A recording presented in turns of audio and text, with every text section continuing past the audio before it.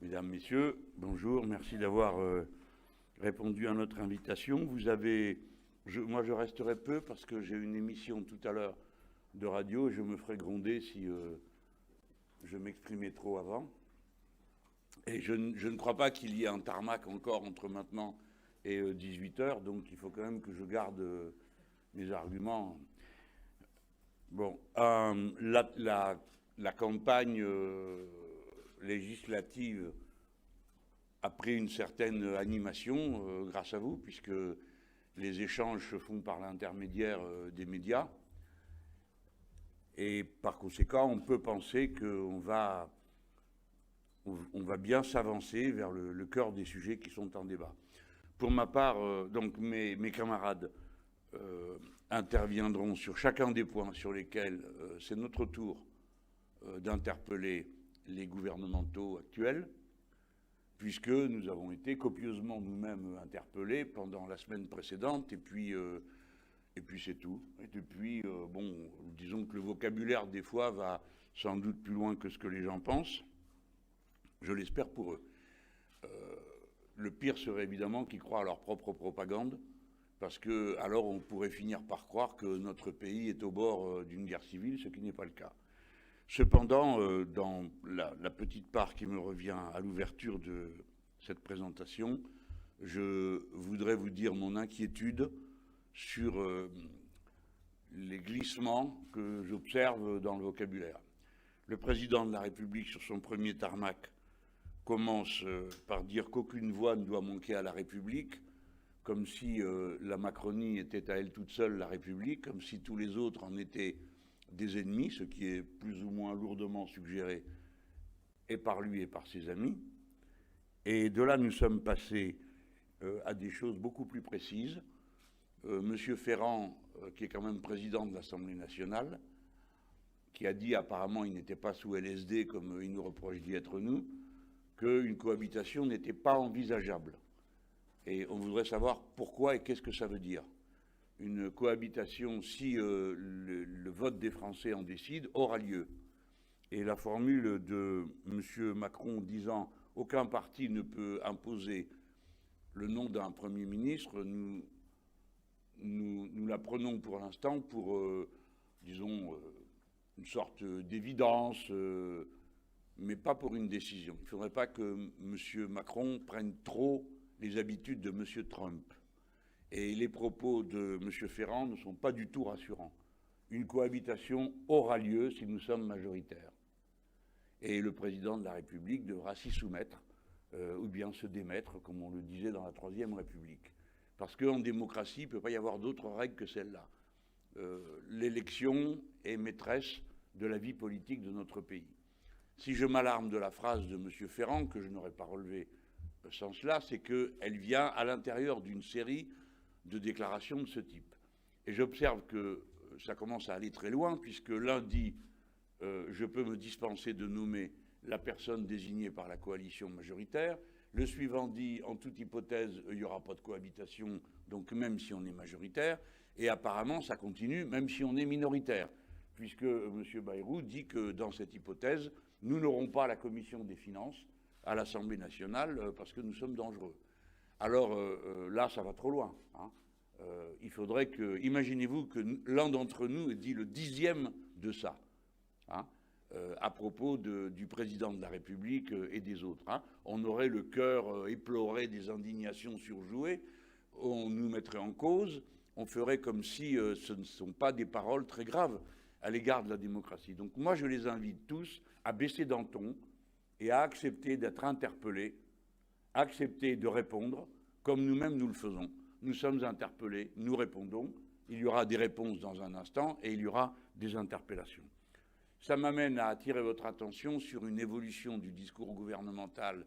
À 13h, M. Le Maire, s'exprimant sur la demande que nous lui faisons de nous dire si oui ou non il a bien annoncé une réduction de moitié du déficit du budget de l'État, égal à 80 milliards. Il a répondu que le chiffre était exact, c'est bien 80 milliards pour réduire de moitié le déficit, et sans qu'on comprenne pourquoi, ni qu'il nous ait dit comment de toute façon il comptait faire, il nous annonce, oui, nous avons dit que nous ferons 40 milliards d'économies. 40 milliards, c'est la moitié de la somme. Où est passée l'autre moitié? Est-ce que donc ça n'est pas 3%, c'est plus? Il y a là une incohérence. Et comme on nous a demandé, sans trêve ni pause, à chaque fois de préciser quasiment à l'euro près comment on finançait tout ce qu'on veut financer, c'est notre droit de dire au gouvernement, vous devez nous répondre comment vous comptez faire. Comment vous comptez enlever 40 milliards, puisque vous avez reconnu que vous comptiez les retirer du budget de l'État. 40 milliards de découvert. Hein. Ça ne peut être que de deux manières, par des coupes dans le budget ou par de l'impôt supplémentaire. En ce qui concerne l'impôt supplémentaire, M. Le Maire a juré la main sur le cœur qu'il n'y en aurait pas. Comme dit-il, nous l'avons fait dans le passé. Sauf que dans le passé, avec le même type d'argumentation, c'est-à-dire avec l'annonce d'un retour aux 3% dans la lettre envoyée à la Commission européenne, pour atteindre ces 3%, il y a eu la taxe carbone qui a provoqué le mouvement des Gilets jaunes. Je n'entre pas plus dans les détails, sinon pour donner une idée de ce que ça veut dire 40 milliards à retirer du budget. C'est l'équivalent du ministère de l'écologie, 42 milliards. C'est l'équivalent de l'addition du ministère de l'Intérieur et du ministère de la Justice. À nouveau 40 milliards les deux, cumulés. C'est l'équivalent du budget de l'enseignement supérieur, de la solidarité et la santé, 40 milliards. C'est l'équivalent du ministère, de tout le budget du ministère du Travail, de la Justice, de l'Agriculture, des collectivités territoriales et de la culture. C'est une somme considérable. Nous ne croyons pas qu'il soit possible de retirer une telle somme pour solde de tout compte. Si réellement leur idée est de vaincre le déficit par des coupes, ils devront obligatoirement le faire avec des ressources nouvelles. Il est impossible de retirer en 5 ans 40 milliards des comptes de l'État. Il n'y a qu'une manière de combler le trou, c'est que l'activité économique étant relancée, elle provoque en retour des cotisations sociales, des taxes et de l'impôt sur le revenu. C'est la seule ligne économique tenable au moment où les taux d'intérêt vont augmenter et où l'activité en France est négative pour le premier trimestre. Par conséquent, M. Le Maire parle d'argent magique. Il ne peut pas dire c'est par la croissance que nous allons combler le problème, puisque de croissance, il n'y en a pas. Elle est négative et avec la stratégie économique qu'il prévoit, il n'est pas possible que ça redémarre. Par conséquent, le débat de l'élection législative, et je demande que les gens y fassent bien attention, car si par manque d'intérêt ou par abstention ils laissaient faire, c'est ce à quoi ensuite ils auront droit, et M. Le Maire pourra dire « j'avais prévenu sur France Inter à 13h ». Voilà. Pour ma part, je m'en tiens là, c'est-à-dire à nouveau à une question, soit vous n'avez pas décidé de rembourser les 80 milliards, comment comptez-vous faire avec les 40 milliards? Où les prenez-vous? Comment les financez-vous?